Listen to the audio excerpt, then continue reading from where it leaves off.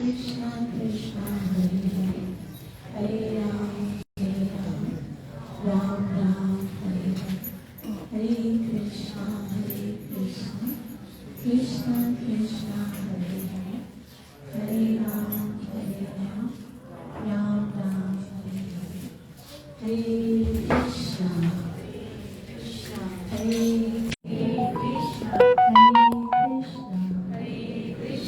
Krishna Krishna, Hare Hare, Hare Ram, Ram Ram, Hare Hare, Hare Krishna, Krishna Krishna, Hare Hare, Hare Ram, Ram Ram, Hare Hare. सर्व विघ्न विनाशक श्रीमद् भगवान की, भक्त वत्सल श्रीमद् भगवान की, भक्त श्रोमणी प्रहलाद महाराज की, समवेत भक्त वृंद की, समस्त वर्तमान गुरु वृंद की, और His Divine Grace समय शरणागति भक्तिवेदांत स्वामी श्री प्रभुपाद की। आए हुए समस्त भक्तों और माताओं का हार्दिक स्वागत है। आज बहुत ही महत्वपूर्ण चर्चा हम यहाँ पर करेंगे। वृंदावन के सप्त दीवारों के विषय में हम यहाँ पर श्रवण कर रहे हैं, और आज हमें बहुत ही मुख्य भगवान के विग्रह के विषय में हम श्रवण करेंगे। कुछ क्षण के लिए हरि नाम का आश्रय लेते हुए अपने जिह्वा और अपने मन को पवित्र करने का प्रयास करेंगे।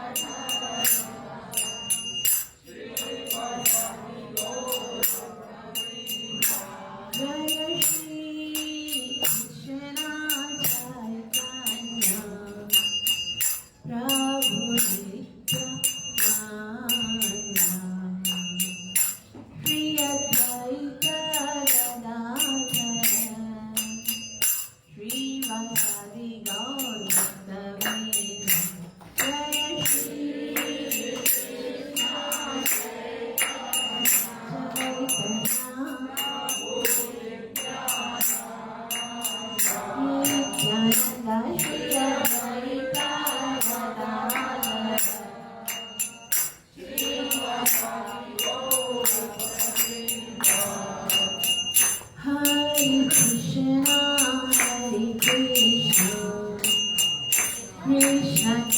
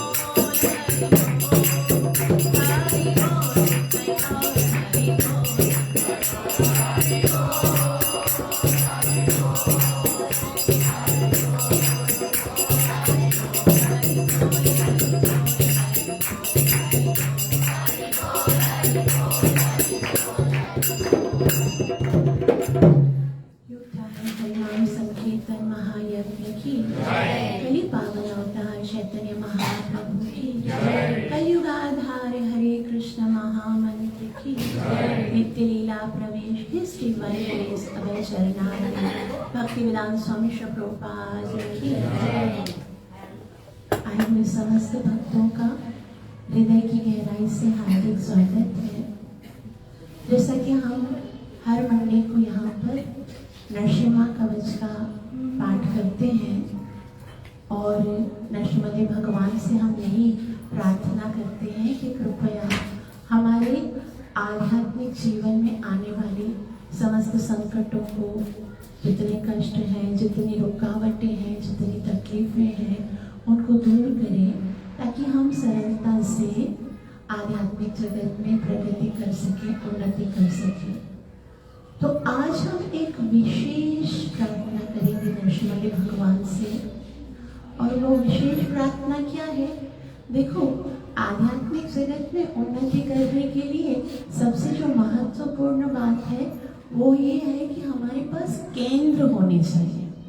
अगर हमारे पास ज़्यादा केंद्र होंगे, ज़्यादा मंदिर होंगे, तो हम बहुत सरलता से जो जहाँ पर है वो बहुत सरलता से अटेंड कर पाएंगे, और जितने हमारे न्यू जनरेशन जो हमारे बच्चे हैं वो आसानी से उन मंदिरों में जाकर अपने अपने जो आध्यात्मिक प्रोसीजर्स है भक्ति के, जैसे मॉर्निंग प्रोग्राम्स है, इवनिंग प्रोग्राम्स है, जो हमारे फेस्टिवल्स हैं, वो अच्छे से उनको पूरा कर सकेंगे।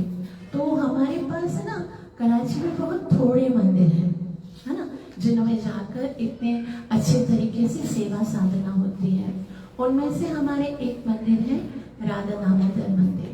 आप सब राधा दामोदर भगवान से बहुत अच्छे तरीके से परिचित हैं। बहुत ही सुंदर और बहुत ही शक्तिशाली पावरफुल विग्रह है, और जब हम उनके दर्शन करते हैं तो हमें बहुत ही आनंद और बहुत ही आंतरिक ऐसा लगता है कि जैसे भगवान हमें आशीर्वाद दे रहे हैं, हमसे बात कर रहे हैं। तो उन्हीं राधा दामोदर भगवान के लिए एक बहुत ही सुंदर मंदिर जो है वो अब बनाने के लिए भक्तजन प्रयास कर रहे हैं। अभी हम आज नरसिम्हा कवच जो पढ़ेंगे, आप सबसे निवेदन है हम हृदय से नरसिम्हा भगवान से ये प्रार्थना करेंगे कि राधा दामोदर मंदिर बनने में जो भी रुकावटें हैं, जो भी संकट हैं, जो भी कष्ट हो, जो भी प्रॉब्लम्स हैं, वो नरसिम्हा भगवान अपनी अनुकंपा से उन सबको दूर करते और हमें जल्दी से जल्दी ये सुंदर मंदिर जो है वो प्राप्त हो, ताकि हम बहुत अच्छे से राधा दामोदर भगवान की सेवा कर सके और अपने इस नश्वर जीवन को भगवान की सेवा में लगा सके। तो हम सब मिलकर नरसिम्हा कवच का पाठ करेंगे और नरसिम्हा कवच को डिस्ट्रीब्यूट करेंगे। अभी ये वाला मंदिर जो है वो नारायणपुरा में है, नारायणपुरा रंचो लाइन में है, मनहर मंदिर के पास। और अभी जो दूसरा वापस से बना रहे वो कहाँ पर है? वहीं पर, उसी एरिया में है। और जैसे ही मंदिर बन जाएगा हम बहुत अच्छा फेस्टिवल करेंगे, और आप सबको भी, क्योंकि आप सब प्रार्थना कर रहे हो, तो आप सबको भी हम जरूर इनवाइट करेंगे और हम सब मिलकर भगवान के वहाँ भव्य दर्शन करेंगे। तो प्रभु भी नरसिम्हा कवच का पेपर देंगे ना, तो आप सब देख के ध्यान से पढ़ना और हृदय से नरसिम्हा भगवान से प्रार्थना करना कि जल्दी से जल्दी ये जो हमारा मंदिर है वो बन जाए। हरे कृष्णा कृष्णा कृष्णा हरे हरे, हरे राम राम राम हरे हरे। हरे कृष्णा कृष्णा कृष्णा हरे हरे, हरे राम राम राम। और आज हम दादा दामोदर भगवान के टेम्पल के बारे में भी सुनेंगे जो कि वृंदावन में है। और क्योंकि हम सप्त दिवाली के विषय में पढ़ रहे हैं तो अभी आज ट्रक है राधा दामोदर जी की, जो बहुत ज्यादा शक्तिशाली और पावरफुल मंदिर है। और श्री प्रभुपाद जी ने मंदिर के लिए क्या कहा है कि ये जो राधा दामोदर मंदिर है वो आध्यात्मिक जगत का सेंटर है। ये पूरा जो स्पिरिचुअल वर्ल्ड है ना उसका सेंटर राधा दामोदर मंदिर है। क्यों है वो? क्योंकि जितने भी बड़े बड़े आचार्यगण हुए हैं, जितने भी गोस्वामी गण हैं, वो सब इसी मंदिर में एकत्रित होते थे, यहीं पर साधना करते थे, भगवत चर्चा करते थे, हरि नाम का जप करते थे और भागवत कथा करते थे। और इसीलिए श्री प्रभुपाद जी ने भी इसी मंदिर को अपने रहने के लिए स्वीकार किया था। श्री प्रभुपाद जी पूरे 5 साल इस मंदिर में रहे थे और बहुत सुंदर सुंदर बातें जुड़ी हुई हैं इस मंदिर से। तो आइए नरसिम्हा भगवान से हम सब मिलकर प्रार्थना करते हैं कि हमारे लिए भी राधा दामोदर जी का एक बहुत ही भव्य और सुंदर मंदिर जल्दी से निर्माण करने में हमारी सहायता करें। अथ श्री प्रहलाद कृत श्री नरसिंहा कवचम बक्षे प्रहलादेनोदितं पुरा सर्वरक्षाकरं पुण्यं सर्वोपद्रवनाशनं सर्वसम्पत्करं चैव स्वर्गमोक्षप्रदायकं ध्यात्वा नरसिंहं देवेशं हेमसिंहासनस्थितं विवृतास्यं त्रिनयनं शरदिन्दुसमप्रभं लक्ष्म्यालिङ्गितवामाङ्गं विभूतिभिरुपाश्रितं चतुर्भुजं कोमलाङ्गं स्वर्णकुण्डलशोभितं उरोजशोभितोरस्कं रत्नकेयूरमुद्रितं तप्तकाञ्चनसङ्काशं पीतनिर्मलवाससं इन्द्रादिसुरमौलिस्थं पुरन्माणिक्यदीप्तिभिः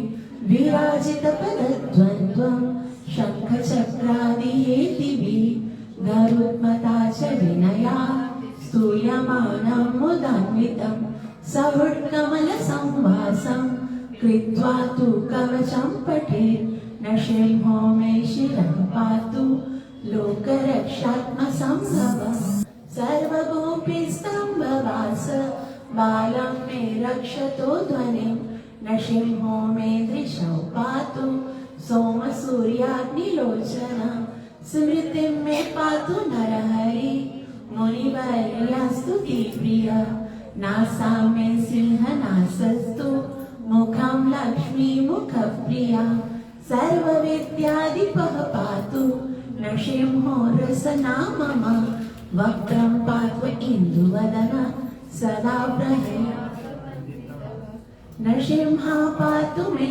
कण्ठं स्कन्धौ भूभरणान्तकृत् दिव्यास्त्रशोभितौजौ नरसिंहा पातु मे भुजौ करो मे देववरदो नरसिंहा पातु सर्वतः हृदयं योगिसाद्यस्य निवासं पातु मे हरि मध्यं पातु हिरण्याक्ष वक्षकुक्षिविदारण नाभिं मे पातु नरहरि स्वनाभि ब्रह्म संस्तुतः ब्रह्माण्डकोटयः कट्यां यस्यासौ मे कटिं गुह्यां मे पातु गुह्यानां मन्त्राणां गुह्यरूपदे ऊरू मनोभवः पातु जानुनी नररूपदे जङ्गे पातु धराभार हर्तायोऽसौ निकेसरी सुरराज्यप्रद पातु पादौ मे नर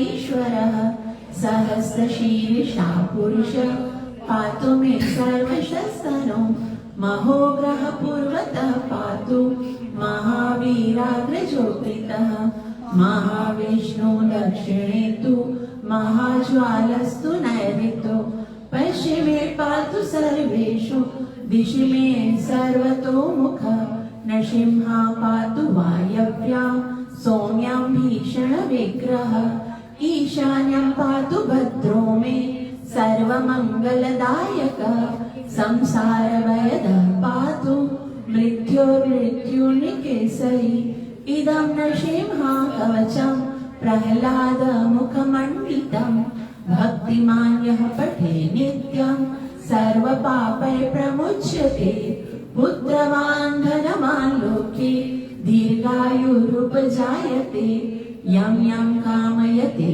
कामं तं तं प्राप्नोति संशयं सर्वत्र जयमाप्नोति सर्वत्र विजयी भवेत् भूम्यन्तरिक्ष दिव्यानां ग्रहाणां विनिवारणं वृश्चिकोरगसम्भूत विशापहरणं परं ब्रह्मराक्षसयक्षाणां दूरोत्सारणकारणं भुजे वा तालपत्रे वा कवचं लिखितं शुभं करमूले धृतं येन सिद्धियु कर्म सिद्ध्यया देवासुरमनुष्येषु जंसमेव जयं लभेत् एकसन्ध्यं द्विसन्ध्यं वा यः पठे नियतो नर सर्वमङ्गलमाङ्गल्यं भुक्तिं मुक्तिं च विन्दति 32 सहस्राणि पाठे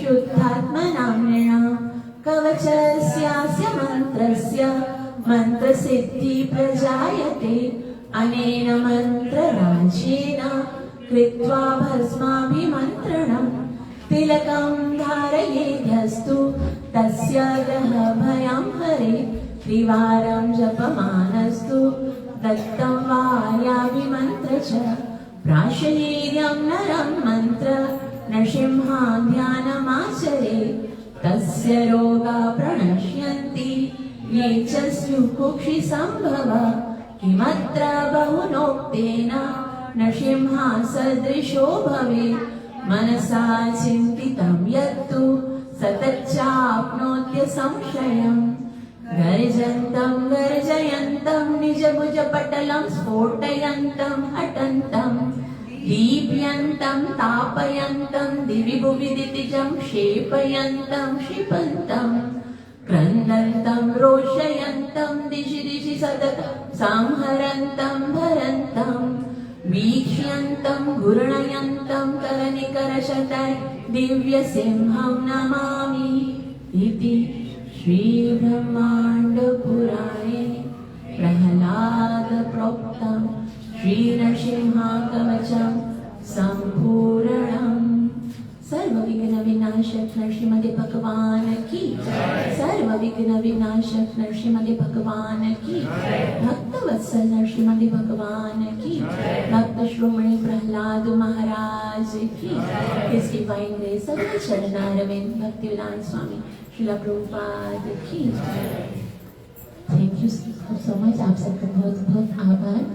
हमें पूरा विश्वास है कि नरसिंह भगवान अब सारे विघ्नों को समाप्त करेंगे और बहुत ही जल्दी हमारा नादा दामोदर भगवान का मंदिर और निर्विघ्नता के साथ बनकर हमें प्राप्त होगा सेवा और साधना के लिए। कथा में प्रवेश करने से पहले गुरु और गौरांग से कृपा की याचना करके वे मंगलाचरण करेंगे ताकि हम जो कुछ श्रवण करने वाले हैं उसका हमें पूरा लाभ प्राप्त हो सके जो कि है कृष्ण प्रेम की प्राप्ति। ओम नमो भगवते वासुदेवाय।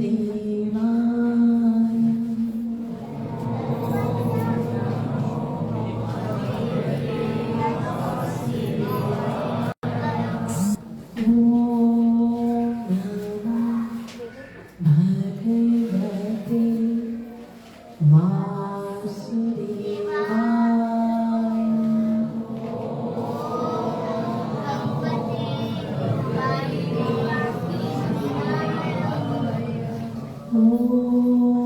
नमो भगवते वासुदेवाय।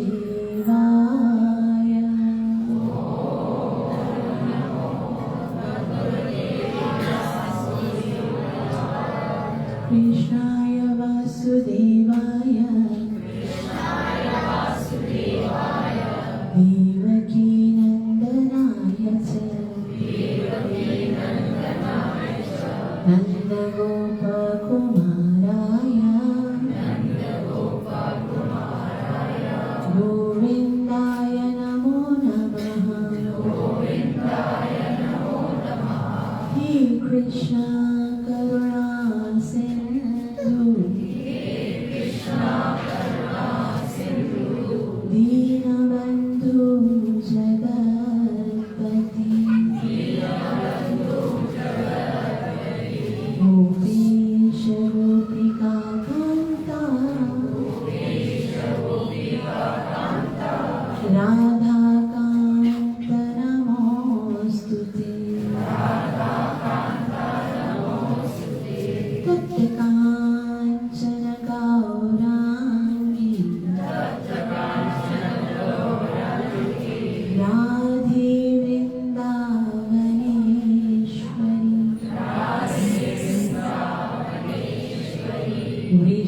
वृषभानुसुते देवी प्रणमामि हरिप्रिये। जय श्री कृष्ण चैतन्य प्रभु नित्यानंदा श्री अद्वैत गदाधर शिवासदि गौर भक्तवृंद। हरे कृष्णा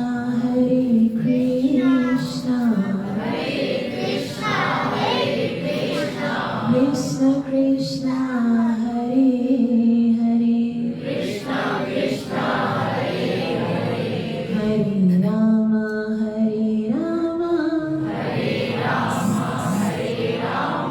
राम राम हरे हरे। सर्वप्रथम मैं दंडवत प्रणाम करती हूँ अपने गुरु महाराज के श्री चरणों में, जिनकी कृपा से मैं अंधकार में डूबी हुई आज भगवान की कथा करने के योग्य बनी। उसके उपरांत मैं बारंबार दंडवत प्रणाम करती हूँ स्कॉन फाउंडराचार्य इस डिवाइन ग्रेस अभय चरणारविंद श्रील प्रभुपाद जी के चरणों में, जिन्होंने हम तक गीता भागवतम और ये आध्यात्मिक शास्त्रों का ज्ञान पहुंचाने के लिए अपनी रातों की नींदें कुर्बान कर दी। उसके उपरांत मैं यहाँ मौजूद समस्त वैष्णवों के श्री चरणों में दंडवत प्रणाम करके उनसे आशीर्वाद की याचना करती हूँ कि कृपया मुझे आशीर्वाद दीजिए ताकि मैं भगवान की सही शब्दों में स्तुति कर सकूं, सही समय पर और सही भाव से उनका गुणगान कर सकूं, जिससे मैं आप सबके हृदय को संतुष्ट कर सकूं और अपने मलिन हृदय को, चित्त को पवित्र कर सकूं। वंचाकल्पतरुभ्यश्च कृपा सिन्धुभ्येव च पतितानां पावनेभ्यो वैष्णवेभ्यो नमो नमः। वैष्णव ठाकुर महाराज की जय। तो जैसा कि हमने वृंदावन के सप्त देवालयों के विषय में सुना, कितने विग्रह के विषय में हम सुन चुके हैं? कौन कौन से? सबसे पहले राधा मदन मोहन जी के बारे में सुना था, है ना। पहला जो सेशन था हमारा, राधा मदन मोहन जी किनके विग्रह हैं, किनके हैं? हमको थोड़ी याद रखना है ना। राधा मदन मोहन जो है वो सनातन गोस्वामी के विग्रह है। उनको कहाँ से मिले थे, फिर तो पूरा उसी में चला जाएगा। नरसिंह भगवान की जय। सनातन गोस्वामी के उसके बाद हमने कौन से विग्रह के विषय में पढ़ा था? राधा गोविंद देव जी। राधा गोविंद देव किनके सेव्य विग्रह हैं? श्रीला रूप गोस्वामी के। उनके बाद किनके बारे में सुना था? राधा गोपीनाथ। Very nice. राधा गोपीनाथ किनके सेव्य विग्रह हैं? आप सिर्फ हैंड रेज करें, ये तो बहुत रिसेंट है ना, लास्ट वाली कथा थी। किसको याद है? राधा गोपीनाथ जी जो है वो किनके सेव्य विग्रह हैं? तो ये वाला बनेगी दास किनके? आपको याद है? नहीं, किसी को भी याद नहीं है। मतलब ऐसा तो नहीं है कि मैं गलत तरीके से बताती हूँ, आपको सही तरह से सुनाई नहीं देता और आपको कुछ समझ में नहीं आता, बस आप लोग 1 घंटा पास करते हो कि किसी तरह से क्रॉस हो जाए और बस, है ना? थोड़ा तो हमें याद है। पता है ये वैसे तो हमारे यहाँ पर पूरे यूनिवर्स में, पूरे पृथ्वी पर बहुत सारे टेम्पल्स है ना, बहुत सारे मंदिर हैं, लेकिन वृंदावन के जो विग्रह हैं, वृंदावन के जो मंदिर हैं, उनमें एक विशेषता है। पता है क्या विशेषता है? वो ये कि उनको किसी साधारण व्यक्ति ने बनाया नहीं है ना। जैसे हमने पढ़ा था राधा गोविंद देव, राधा मदन मोहन और राधा गोपीनाथ, ये किसने बनाए थे? किसने बनवाए थे? भगवान श्री कृष्ण के जो परपौत्र हैं, है ना, वज्रनाभ, उन्होंने बनवाए थे। मतलब डायरेक्ट से उत्तरा माता जी जिन्होंने भगवान के दर्शन किए थे, वो इंस्ट्रक्शन दे रही थी और वो बना रहे थे। तो कितने स्पेशल हुए ना। तो हमको भगवान के विषय में अच्छे से याद रखना चाहिए ना। हम ना सबके बारे में याद कर सकते हैं, ये हीरो है, ये इसके पापा ये हैं, इसकी पत्नी ये है, ये इनके बारे में सब कुछ याद करते हैं। तो हमें भगवान के बारे में तो याद रखना चाहिए ना कि ये किनके सेव्य विग्रह है, किनकी कृपा से हमें प्राप्त हुए, है ना। क्योंकि अगर आखिर तो काम उसी में पड़ने वाला है। तो राधा गोपीनाथ किनके सेव्य विग्रह है? मधु पंडित जी के सेव्य विग्रह हैं। और आज हम जिनके विषय में पढ़ेंगे वो है राधा दामोदर जी। श्री राधा दामोदर भगवान की। अच्छा, मेरे बताने से पहले मैं पूछती हूँ, राधा दामोदर जी किसके सेव्य विग्रह हैं? किनके? षट गोस्वामियों में से कोई है जी? हाँ, किसके हैं? श्रीला जीव गोस्वामी। और ऐसे बताया जाता है ये बहुत ज्यादा महत्वपूर्ण टेम्पल है राधा दामोदर जी का। और 1542 में श्रीला रूप गोस्वामी ने इस मंदिर का जो है वो प्रारंभ किया था 1542 में। आप सोचते हो कितने पुराने हैं ना। अभी देखो 21वीं सदी चल रही है और अभी तक वो राधा दामोदर मंदिर है और इतना सुंदर है। आप कभी जाओगे ना, अभी मैं हम उनके विषय में पढ़ेंगे, आप वृंदावन जाओगे ना, राधा दामोदर मंदिर जाने के बाद आपको क्या क्या लाभ होगा आप सोच भी नहीं सकते। ये एक ही मंदिर है और इस मंदिर में इतने सुंदर सुंदर विग्रह हैं। वहां पर आकर आपको दर्शन करने को मिलेगा। ये विग्रह जो है राधा दामोदर जी जो है वो जो राधा कुंड है वहां से प्रकट हुए थे, राधा कुंड से प्रकट हुए थे। और जब वे प्रकट हुए थे उसके बाद श्रील रूप गोस्वामी ने उनको कार्य किया था, खुद से उनको अच्छे से शेप दे के बनाया था। जो श्रील रूप गोस्वामी है उनके पास बहुत सारी कलाएं थी, बहुत एक्सपर्ट थे। श्री प्रभुपाद जी बोलते हैं ना कि हमारे जो इस्कॉन सेंटर के डिवोटीज हैं उनको है ना ऑलराउंडर होना चाहिए, सब कुछ आना चाहिए। कुछ भी, किचन की सेवा है तो किचन की सेवा करे, कीर्तन का काम है तो कीर्तन का काम करे, लेक्चर देना तो लेक्चर करे, बुक डिस्ट्रीब्यूट करनी है तो वो करे, डीटी वर्शिप करनी है तो वो करे, आरती करनी है तो वो, सफाई करनी है तो वो। भक्त को क्या होना चाहिए? ऑलराउंडर होना चाहिए, सब कुछ आना चाहिए। कोई भी ऐसी सेवा नहीं होनी चाहिए जिसके लिए भक्त ये कहे कि मुझको तो ये नहीं आती है। हमारे अंदर, मेरे अंदर बहुत सारी कमियां हैं, लेकिन हमको प्रयास करना चाहिए कि हमको अच्छे से एक ऑलराउंडर भक्त बनना चाहिए। तो श्रील रूप गोस्वामी शुरू में जब ये आचार्यगण गए थे तो उनके पास इतना बड़ा कोई ग्रुप नहीं होता था कि भाई आप ये सेवा करो, आप ये सेवा करो, आप ये सेवा करो। कोई ऐसा नहीं होता था कि भाई हर कोई अलग अलग सेवा में एक्सपर्ट, उनको अकेले से करना होता था। तो श्रील रूप गोस्वामी ने अपने भाई के बेटे, उनका एक भाई है जिनका नाम है, श्रील रूप गोस्वामी के दूसरे भाई का नाम क्या है? सनातन गोस्वामी। और दूसरे भाई का नाम क्या है? अनुपम गोस्वामी। अनुपम गोस्वामी के एक पुत्र हैं, उनका नाम है जीव गोस्वामी। तो जीव गोस्वामी से श्री रूप गोस्वामी और श्री सनातन गोस्वामी बहुत प्यार करते थे, ऐसे जैसे हम अपने बच्चे से करते ना, इतना प्रेम करते थे। तो श्री जीव गोस्वामी की इच्छा थी कि मैं विग्रह सेवा करूं। इसके लिए श्री रूप गोस्वामी ने उनको जो विग्रह थी राधा दामोदर की, वो बहुत अच्छे से उनको कार्व करके दिया था और उनका नाम रखा था राधा दामोदर। और राधा दामोदर तो आप जानते भी हो कि दामोदर किसको बोलते हैं? दाम मतलब रस्सी और उदर मतलब पेट। लेकिन वो जो दामोदर है ना, जिसके पेट पे रस्सी बांधी है, वो राधा दामोदर नहीं है। वो कौन है? यशोदा दामोदर है। क्योंकि उनके साथ में कौन है? यशोदा मैया है, जो उनको पेट से रस्सी बांधती है। लेकिन ये राधा दामोदर है, उन्होंने, यशोदा मैया ने तो केवल पेट से रस्सी बांधी। लेकिन एक बार क्या हुआ, राधा रानी ने कन्हैया को कहा कि देखो कान्हा, तुम है ना फिक्स 5 बजे आ जाना, ये कुंज में हम मिलेंगे। तो राधा रानी की सारी सखियों ने बहुत अच्छी तैयारी कर ली। वृंदा देवी ने सारे इंस्ट्रूमेंट सेट कर दिए, सब कुछ अच्छे से सेट हो गया।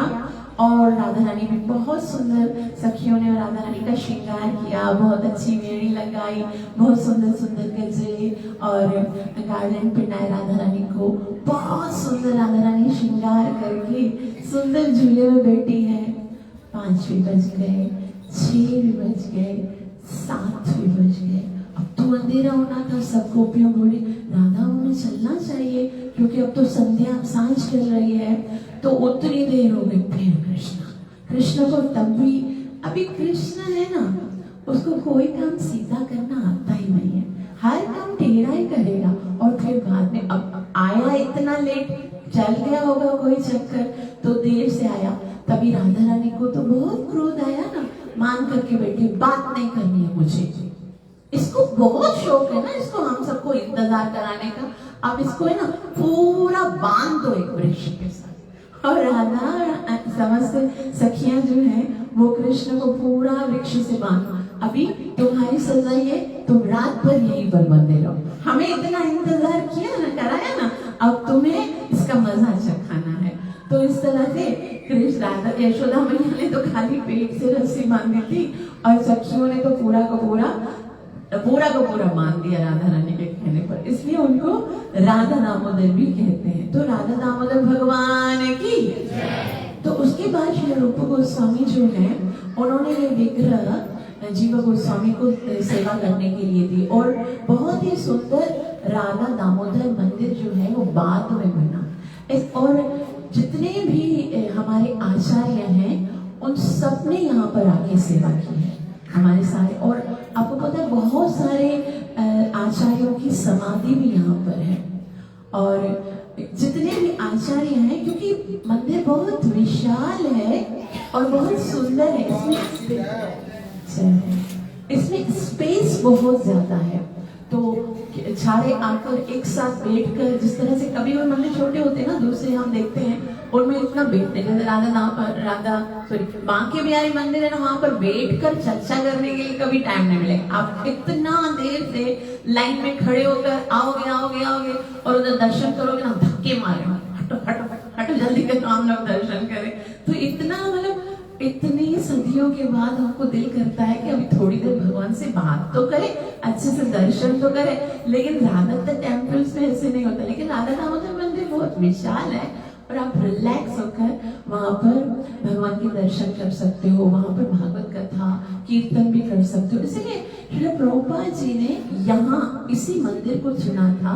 यहीं पर आकर उन्होंने 5 साल गुजारे थे। श्री प्रभुपाद जी अमेरिका कौन से ईयर में गए थे? कौन से ईयर में गए थे?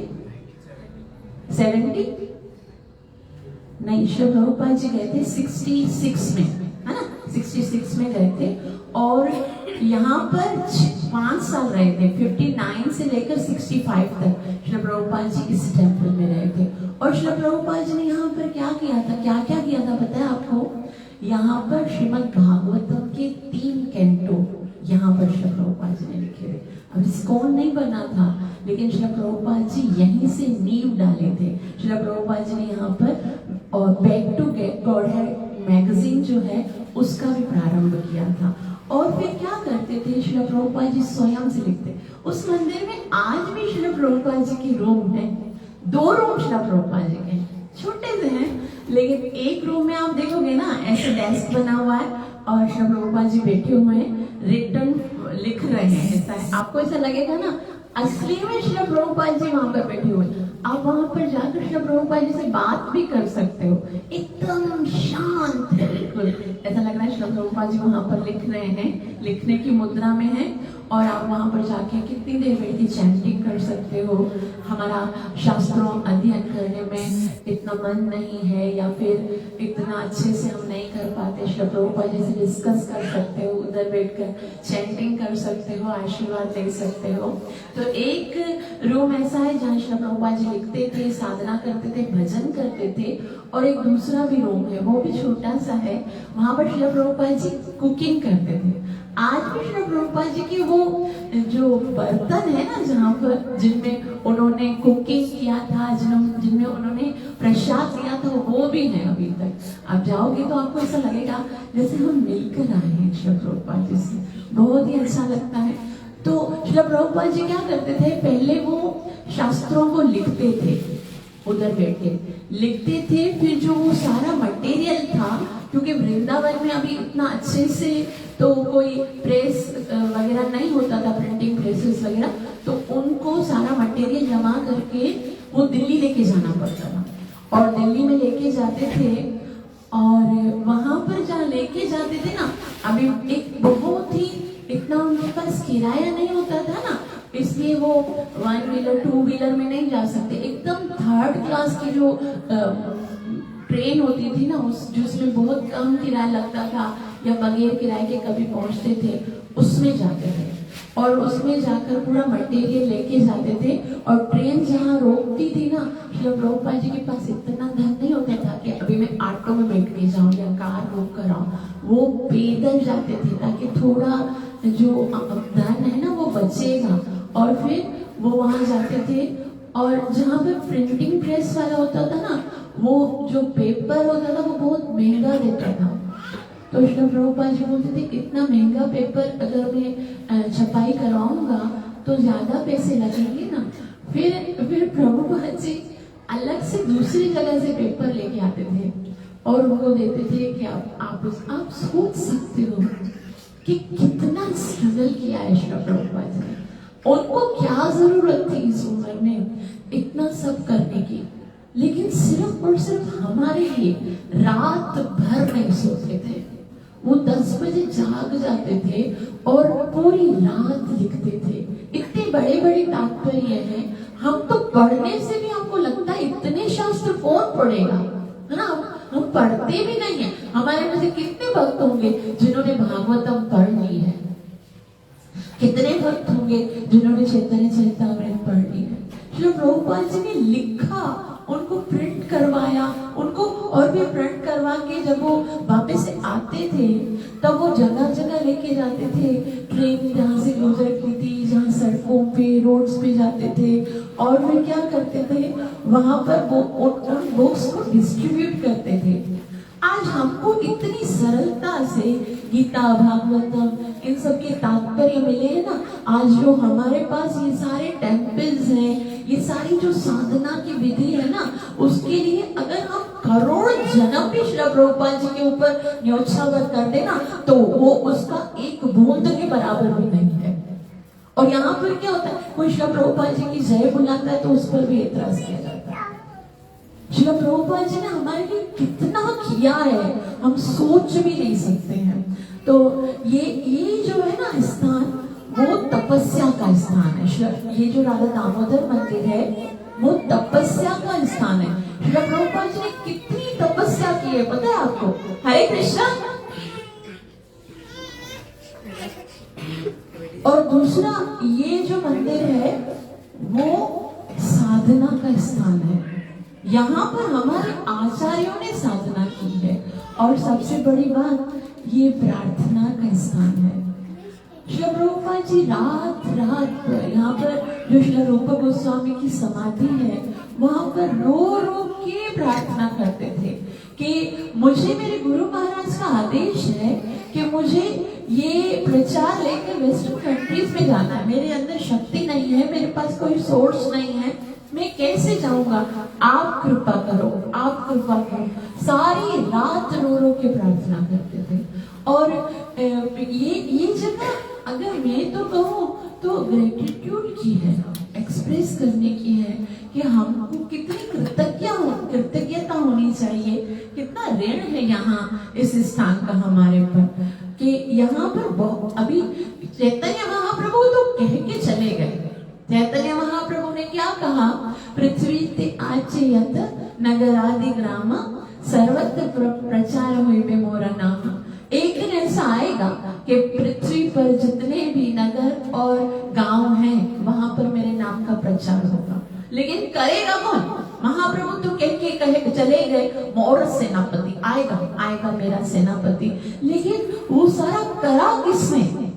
ये तो श्रील प्रभुपाद जी के ऊपर सारा क्रेडिट। श्रील प्रभुपाद की ये कितनी सिर्फ इस शब्द को सार्थक करने के लिए श्रील प्रभुपाद जी ने अपना पूरा कंफर्ट जोन, अगर देखा जाए तो हम सबकी तो इच्छा है ना कि अभी तो यहाँ पर बैठे हैं, चलो ठीक है, थोड़ा प्रचार करेंगे, थोड़ी सेवा साधना करेंगे, फिर बस बाद में चले जाएंगे। 60-70 साल में तो हम सोच रहे हैं कि भाई जाएंगे वृंदावन, वहां पर जाके आनंद से भजन करेंगे। वो तो इस समय ये सोच रहे थे कि मैं कैसे जाकर भगवान के नाम का प्रचार करूं, कैसे मैं जगह जगह जाकर चैतन्य महाप्रभु की इस भविष्यवाणी को सार्थक करूं। तो हम सोच सकते हैं कि कितना परिश्रम किया है श्रील प्रभुपाद जी ने हमारे लिए, सिर्फ हमारे लिए, हम पर कितना ऋण है उनका। तो यहाँ से श्रील प्रभुपाद जी जो है वो 1565 में गए थे, 66 में वृंदावन गए थे। तब तक यहाँ पर श्रील प्रभुपाद जी कंटिन्यूस स्ट्रगल कर रहे थे।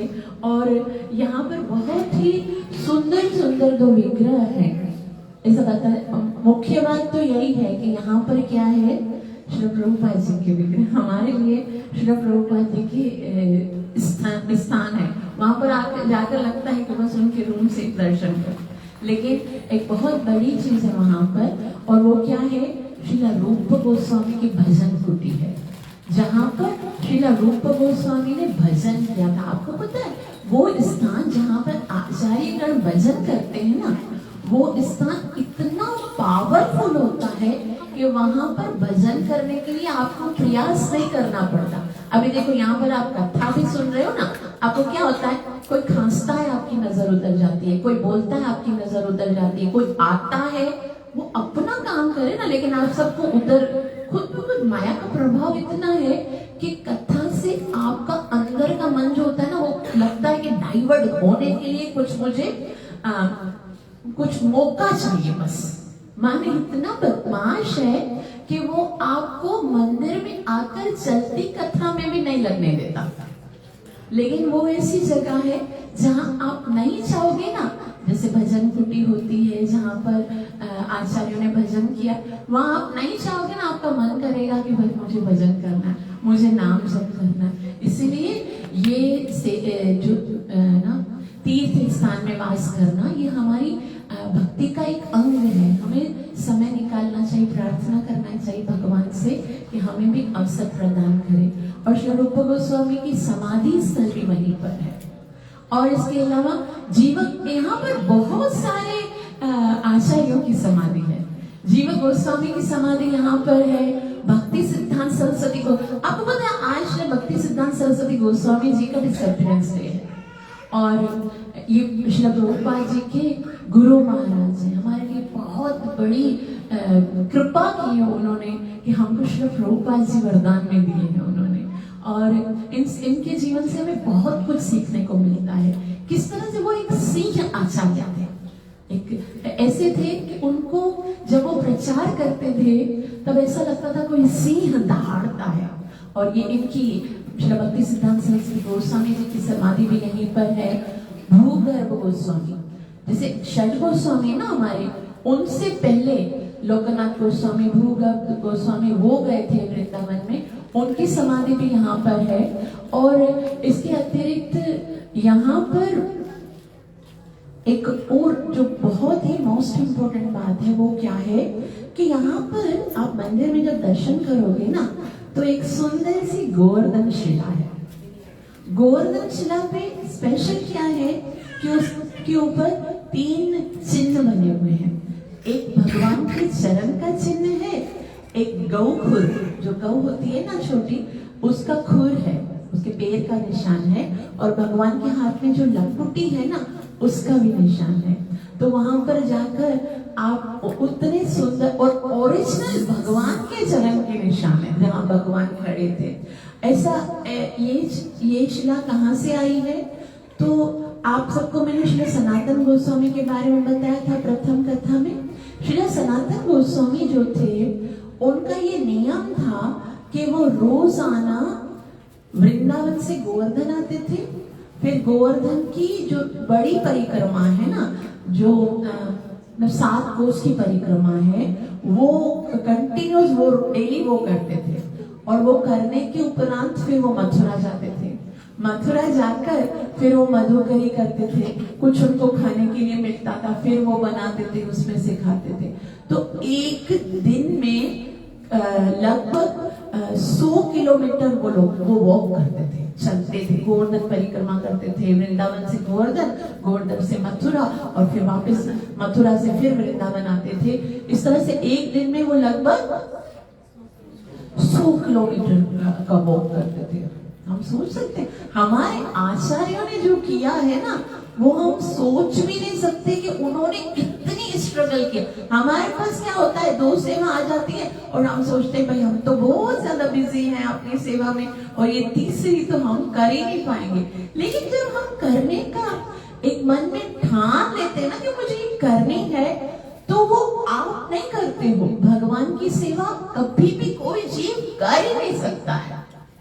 हमारे अंदर डेफिनेटली ऐसी कोई भी शक्ति नहीं है कि हम भगवान की सेवा करें। लेकिन भगवान क्या करते हैं, जैसे अर्जुन को कहते मैया वेते निहत्ता पूर्वमेव निमित्त मात्रम भव सव्यसाची, कि मेरे द्वारा सब कुछ पहले से ही हो चुका है। आज जो हम मंदिर बनाने की बात कर रहे हैं कि भाई ये लोग भक्त प्रयास कर रहे हैं कि मंदिर बनेगा, कोई कुछ नहीं करेगा। मंदिर तो पहले बन चुका है, ये तो पहले से ही निर्माण हो गया। भगवान ने तो बस हमें एक अवसर दिया है, एक माध्यम बनाया है। क्यों बनाया? क्योंकि भगवान अपना क्रेडिट अपने ऊपर लेना ही नहीं चाहते, वो भक्तों को देना चाहते हैं। वो कर सकते हैं। वो भगवान जो सोते सोते पूरे ब्रह्मांडों का निर्माण करते हैं, असंख्य ब्रह्मांड, अनलिमिटेड यूनिवर्सेस भगवान के खाली सांसों से निकलते हैं। उनको क्या जरूरत है एक छोटा सा मंदिर बनाने के लिए हमारी सहायता? कोई जरूरत नहीं। भगवान, वो भगवान जो वहां पर बैठे बैठे एकदम वेद व्यास जी को हृदय में ज्ञान देते हैं और वो सारा इतने सारे शास्त्रों का जो है ना निर्माण कर देते हैं। उनको क्या जरूरत है हम जैसे कीड़े मकोड़े आकर प्रचार करें भगवान के नाम का? नहीं, वो केवल श्रेय देना चाहते हैं कि हम अपने में भक्तों को श्रेय मैंने कर दिया है। ये जो भगवान ने दिया है ना, बस क्रेडिट दिया है। और ये हमारा सबसे बड़ा योगदान है, यह हमारा सबसे बड़ा फख्र है कि भगवान ने हमको सिलेक्ट किया कि मैं आपके द्वारा कर रहा हूँ। हमारा अगर कुछ है तो बस यही है कि गुरु और कृष्ण ने हमको चॉइस किया है, हमें सिलेक्ट किया है किसी सेवा के लिए, बाकी करना वरना कुछ भी नहीं है। देखो हमारे गोस्वामी जी इतनी वृद्धावस्था में कितनी सेवा करते थे, शास्त्रों का निर्माण करते थे, लिखते थे। कोई हम तो पढ़ते भी नहीं है, जो निर्माण किया हुआ है उसको खाली, अगर मैं आप लोगों को बोलूं रोजाना 2 श्लोक आप पढ़ो ना, वो भी आपको लगेगा कि बहुत मुश्किल है। और वो कितने सारे शास्त्रों को लिखते थे। साथ साथ में उनकी जो जप संख्या कितनी होती, हम बोलते भाई ये काम करेंगे तो जप रह जाता है, उनकी जप संख्या कितनी होती थी, 2-2 लाख 3-3 लाख नाम जप करते थे। उसके बाद परिक्रमा, अपनी साधना कितनी होती थी। खाली उनके जीवन में ये तो होता था कि मैं कम से कम 100 वैष्णवों को दंडवत प्रणाम करूंगा डेली। हमको तो लगता है 2 दफा मंदिर में आते, 1 दफा आते प्रणाम करते, फिर बस हाथ जोड़ के बैठ जाते हैं। भाई पहले वाला तो दंडवत हो गया ना। हम क्योंकि अब हमारे हृदय में वो भाव नहीं है ना, इसलिए हमारी शक्ति नहीं है। लेकिन इनके हृदय में तो भाव होता था, तो वो इतना सारा रोज करते थे, रोजाना परिक्रमा करते थे, रोजाना वृंदावन से मथुरा जाते थे, मधुकरी करते थे। और जब वो बहुत वृद्ध हो गए थे, अब तो सीधे से चल भी नहीं सकते थे, सारा दिन सेवा करते थे, साधना करते थे, फिर परिक्रमा करते थे। और फिर जैसे ही वो ना बूढ़े हो गए, तब क्या हुआ, तब उन्होंने एक बार उनको चैतन्य महाप्रभु ने कहला के भेजा कि बस ठीक है, तुम अभी बहुत बूढ़े हो गए हो ना, तो तुम रोजाना परिक्रमा मत करो। गोवर्धन परिक्रमा बहुत बड़ी है, वृंदावन परिक्रमा छोटी है। वो आप सुबह को मंगल आरती के बाद जाओगे ना 5 बजे, तो फिर दर्शन आरती तक पहुंच जाओगे, मतलब 1.5-2 घंटे में। अगर स्लो भी चलोगे तो भी करके आ जाओगे।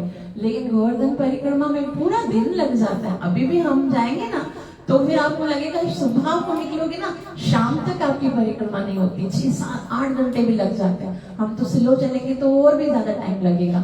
तो ये चैतन्य महाप्रभु ने उनको कहा कि आप जो है ना वो अब परिक्रमा नहीं करो, अभी आप बहुत ज्यादा वृद्ध हो गए हो ना, तो आपके हृदय में जो मेरी निष्ठा है, जो प्रेम है गोवर्धन की परिक्रमा के प्रति, वो तो मुझे पता है। तो लेकिन उन्होंने कहा नहीं, लेकिन मैंने ये नियम लिया हुआ है ना, हमको कितनी खुशी हो अगर कोई हमारी सेवा हो रही और हमको कोई बोले बस अभी आपको करने की जरूरत नहीं है, खुद महाप्रभु बोल रहे हैं, कोई बोले आपको भी 16 माला करने की जरूरत नहीं, आप 2 कर लो बस, हमको लगेगा जैसे इनको हमारे लिए वरदान हो गया। लेकिन ये देखो, इनको महाप्रभु कह रहे हैं कि बस आपने पूरा जीवन कर दिया, वृद्ध हो गए, परिक्रमा नहीं करो, बैठ के भजन करो बस। लेकिन उसने बोला नहीं, मेरा तो नियम है ना, तो मैं नियम कैसे तोड़ूंगा, मैं तो परिक्रमा करूंगा। तो एक दिन क्या हुआ, अभी चैतन्य महाप्रभु ने बोला मेरी बात नहीं मान रहा है, क्या करूं। तो अभी महाप्रभु कौन है, साक्षात राधा कृष्ण है। तो उन्होंने क्या किया, एक बार सनातन गोस्वामी गोवर्धन परिक्रमा कर रहे थे, और परिक्रमा कर रहे थे तो वहां पर साक्षात गोपीनाथ प्रकट हो गए, श्रीमती राधा रानी की। और गोपीनाथ कृष्ण जब प्रकट हुए तो उन्होंने कहा कि हे सनातन, क्यों इतना सत्य हो तुम। बोला भगवान, मेरा ये नियम है ना कि मैं रोजाना यहाँ से परिक्रमा करके उसके उपरांत ही पूजन करूंगा, ये मेरा नियम है। तो बोला लेकिन है ना, अब तो तुम वृद्ध हो गए हो ना, अभी इस नियम को पालन करने की आवश्यकता नहीं। बोला कैसे आवश्यकता नहीं है, मुझे तो अपना नियम पालन करना पड़ेगा, मैं अपने नियम को पालन किए बगैर नहीं रह सकता। तो भगवान जो है वो इनके, अब देखो भगवान के सामने भी बोल रहे हैं कि मेरा नियम है, मुझे पूरा करना है। तो जब भगवान ने अपने नियम के ऊपर निष्ठा देखी, देखो आप अगर नियम के ऊपर एकदम निष्ठ रहोगे ना तो भगवान सुविधा भी देंगे। ऐसा नहीं कि भगवान इतने निष्ठुर है कि हाँ ठीक है, ये भले बूढ़ा हो गया लेकिन नियम है तो करता रहे, भले क्या फर्क पड़ता है। लेकिन भगवान को पता है इतना प्यार करते हैं हमसे, भगवान हमसे इतना प्यार करते हैं कि हम सोच भी नहीं सकते हैं। हम भगवान से क्या प्यार करेंगे, हम तो बस ऐसे ही जो है ना, भगवान के साथ क्या करते हैं, खाली फॉर्मेलिटीज करते हैं। लेकिन हृदय से कृष्ण हमसे प्यार करते हैं और कभी नहीं चाहेंगे कि उनके भक्तों को कोई कष्ट हो। तो भगवान क्या करते हैं कि जहाँ जिस शिला पर खड़े ना गोवर्धन की, उस शिला पर ही, क्योंकि उन्होंने जब बोला कि मैं अपना नियम तो तोड़ूंगा नहीं, तो भगवान का पूरा शरीर जो है उसका तापमान बढ़ गया और शिला के ऊपर जो है वो भगवान का चरण अंकित हो गया। वो भगवान का चरण जो है वो साफ साफ उसके ऊपर अंकित हो गया और साथ साथ में जो गैया थी ना भगवान की, उसका चरण भी अंकित हो गया और लकुटी भी जो भगवान की थी वो उसका भी निशान हो गया। तो फिर कृष्ण ने कहा कि देखो तुम अपना नियम नहीं तोड़ रहे हो, लेकिन मैं तुम्हारा नियम पूरा करूंगा। पूरा करवाने के लिए एक नया तरीका करता हूँ। क्या करता हूँ? ये तुम शिला ले जाओ। भगवान जो है कृष्ण अपने हाथों से वो शिला किनको देते हैं? किनको देते हैं? हाँ, सनातन गोस्वामी को। सनातन गोस्वामी को देते और कहते हैं कि अगर आप रोजाना इस शिला की, मतलब इस शिला की अगर 4 परिक्रमा करोगे ना, तो आपकी गोवर्धन परिक्रमा पूरी हो जाएगी। खाली शिला की अगर 4 परिक्रमा करोगे ना, तो गोवर्धन परिक्रमा आपकी पूरी हो जाएगी। देखो भगवान ने सरल करके दे दिया ना। भगवान ने कहा योगक्षेम वहाम्यहम्, सारी जिम्मेदारी मेरी है। जो नहीं है वो मैं प्रोवाइड करूंगा, जो है उसकी सुरक्षा मैं करूंगा। चिंतित मत हो मां सुचर, आपको कुछ भी परेशान नहीं होना। भक्ति के मार्ग में खाली आनंद है ना। सुसुखम कर्तुम अव्ययम्। भक्त का मतलब क्या है? जो टेंशन करना जानता ही नहीं है। Don't worry, just chant Hari. खाली हरे कृष्ण बोलते रहो, सब कृष्ण करेंगे। कृष्ण के ऊपर इतना अटूट विश्वास होना चाहिए, इतना पक्का भरोसा होना चाहिए कि कृष्ण है ना।